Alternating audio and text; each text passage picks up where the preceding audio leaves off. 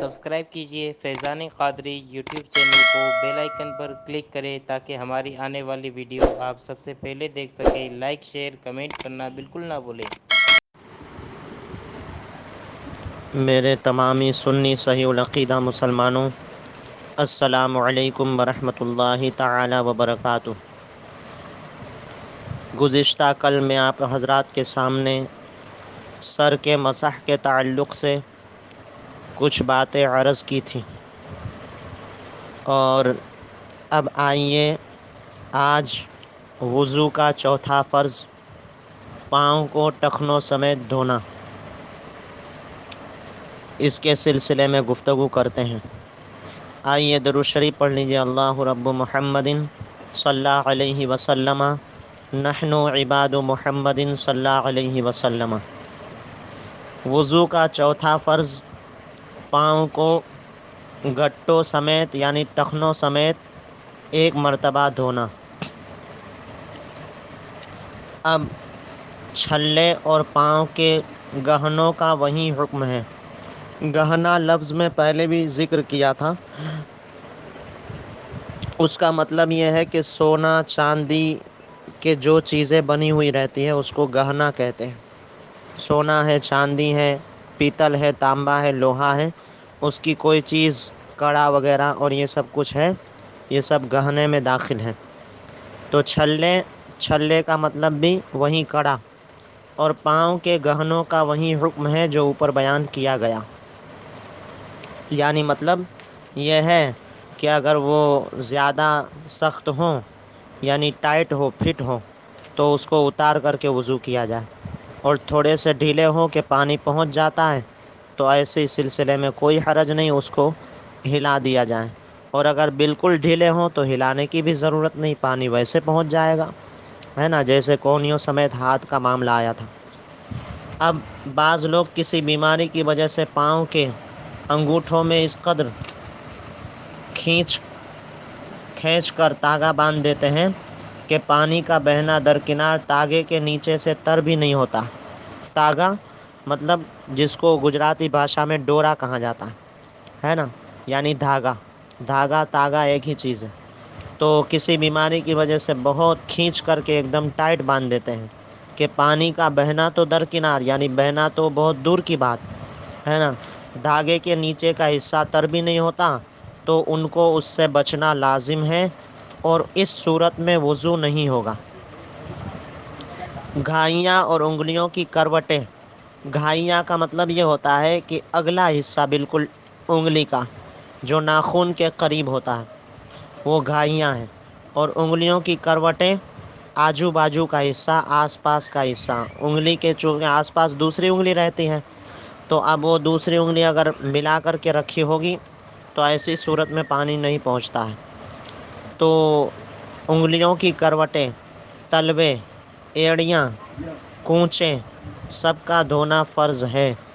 کونچے کا مطلب ہوتا ہے ایڑیوں کے اوپر کا جو ہے موٹا حصہ، ہے نا، ایڑیوں کے اوپر کا جو موٹا حصہ ہے اس کو کونچے کہتے ہیں۔ تو اب ایسی صورت میں سب دھونا کیا ہے؟ فرض ہے۔ اب کہتے ہیں کہ جن اعضاء کا دھونا فرض ہے ان پر پانی بہہ جانا شرط ہے، یہ ضروری نہیں کہ قصداً پانی بہائے، اگر بلا قصد و اختیار بھی ان پر پانی بہہ جائے، مثلاً بارش ہوئی اور اعضائے وضو کے ہر حصے سے 2 قطرے 3 قطرے پانی کے بہہ گئے، تب وہ اعضاء دھل گئے۔ اسی طرح سر کا چوتھائی حصہ نم ہو گیا، گیلا ہو گیا، کسی تالاب میں گر پڑا، اعضائے وضو پانی سے گزر گیا، تو ایسی صورت میں بھی وضو ہو جائے گا۔ جس چیز کی آدمی کو عموماً یا خصوصاً ضرورت پڑتی رہتی ہے ان کی نگہداشت و احتیاط میں حرج ہو۔ نگہداشت معنی حفاظت کرنا، اس کو محفوظ کر لینا، اگر اس میں حرج ہو، حرج کا مطلب تکلیف ہو، ناخنوں کے اندر یا اوپر یا کوئی کسی جگہ، کوئی ناخنوں کے اندر یا اوپر یا اور کسی دھونے کی جگہ پر اس کے لگے رہ جانے سے اگر جرم دار ہو جائے، جرم کا مطلب جسم ہو جائے یعنی موٹا ہو جائے تھوڑا سا، تو اگرچہ اس کے نیچے پانی نہ پہنچے اگرچہ سخت چیز ہو تو وضو ہو جائے گا اگر ہٹانے میں حرج ہے، جیسے پکانے گوندنے والوں کے لیے آٹا، رنگ ریز کے لیے رنگ کا جرم، رنگ کا جو ہے جسم اس کا جو ہے پرت جم جانا، عورتوں کے لیے مہندی کا جرم، لکھنے والوں کے لیے روشنائی کا جرم ہے نا، مزدور کے لیے گارا مٹی، عام لوگوں کے لیے کنویں یا پلک میں سرمے کا جرم ہے نا، اور کہتے ہیں کہ اسی طرح سے بدن کا میل، مٹی، غبار، مکھی، مچھر، بیٹ، تو یہ سب چیزوں کو چھڑانے میں تکلیف ہوتی ہے، حرج ہوتی ہے۔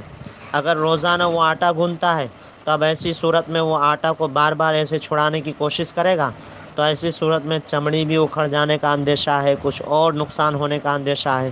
تو اب جتنا اکھڑ جائے ہے نا آسانی سے، یعنی تھوڑا گھسنے کے بعد تو بس اتنا کر لیں، اور باقی میں کوئی حرج نہیں۔ کسی جگہ چھالا تھا ہے نا، یعنی مطلب یہ ہے کہ تھوڑا سا وہ ہو گیا، چھالا ہو گیا ہے نا، جس طرح سے جو ہے وہ کیا نام ہے، کچھ چھالے جیسا ہو گیا، اب وہ سوکھ گیا، جس کو کہتے ہیں گمراں گجراتی بھاشا میں ہے نا، اس کو جو ہے گمراہ بولا جاتا۔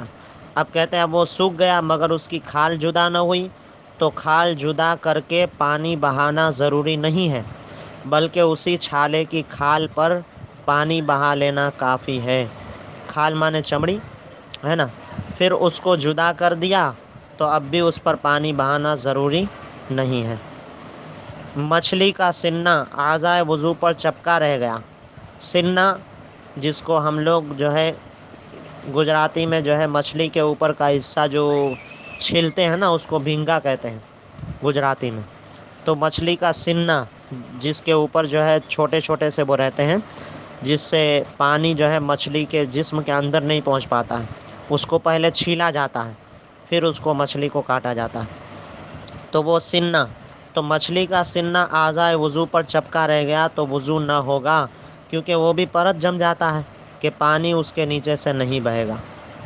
تو یہ ساری باتیں وضو کے سلسلے میں تھی، تو آج کا بیان وضو کا جو ہے ختم ہو گیا، یعنی وضو کے فرائض کا بیان ختم ہوا۔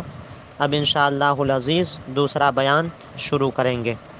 اللہ تبارک و تعالی کی بارگاہ میں دعا ہے کہ مولا کریم اپنے حبیب صلی اللہ علیہ وسلم کے رخ روشن کے صدقے میں ہم سب کو نماز صحیح معنی میں ادا کرنے کی توفیق عطا فرمائے، اور نماز کے مسائل کو اور وضو اور غسل کے مسائل کو صحیح طور پر سیکھنے کی توفیق عطا فرمائے۔ وما علینا الا البلاغ، اور صحیح معنی میں مسلک اعلیٰ حضرت پر چلنے کی توفیق عطا فرمائے۔ السلام علیکم ورحمۃ اللہ وبرکاتہ۔